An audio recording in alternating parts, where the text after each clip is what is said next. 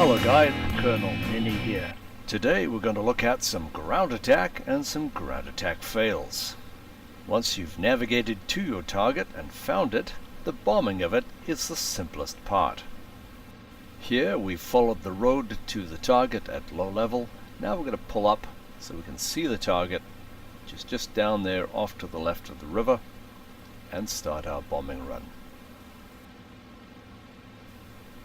Although the flak has been eliminated at this target, there is a very high risk of being attacked by a fighter. When your gunner spots an enemy fighter, he will open his clamshell canopy. We're in a very dangerous position, but my priority now is to try to drop these bombs on the target and then take evasive action. The fighter is danger close and my gunner opens fire.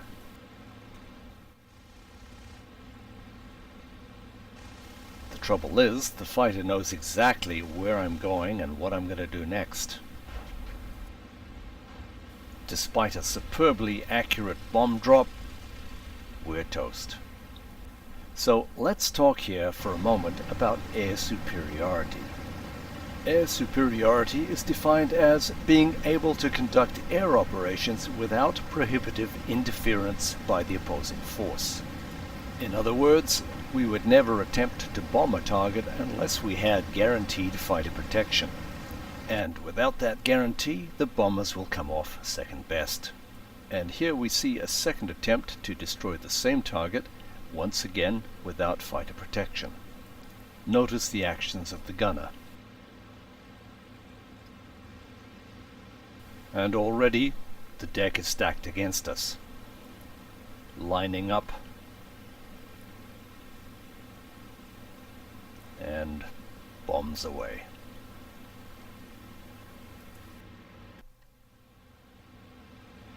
Another accurate hit, and life would be simple if all I had to do was hit the target and then fly home. Look what's coming up from underneath.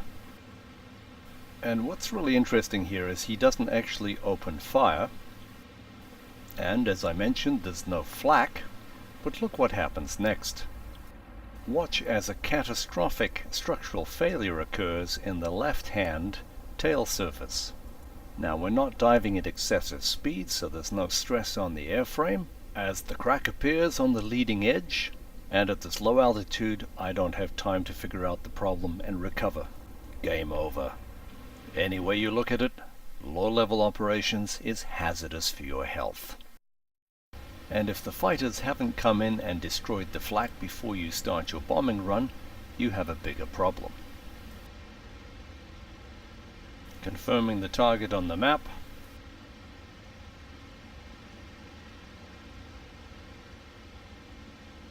Identifying the target on the ground.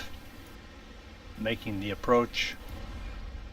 And here's a cool fact. It's estimated that between a quarter and a third of all the ordnance produced for the German military was for flak production. Just think about that for a second. And bombs away. No matter how fast or agile your aircraft, attacking targets at an area where the anti-aircraft is still active is extremely dangerous.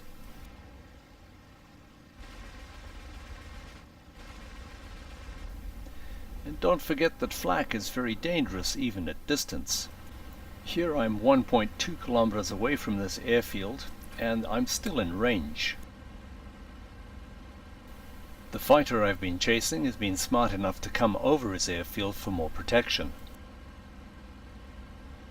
And just as I start to line up on him for an attack, flak is deadly stuff.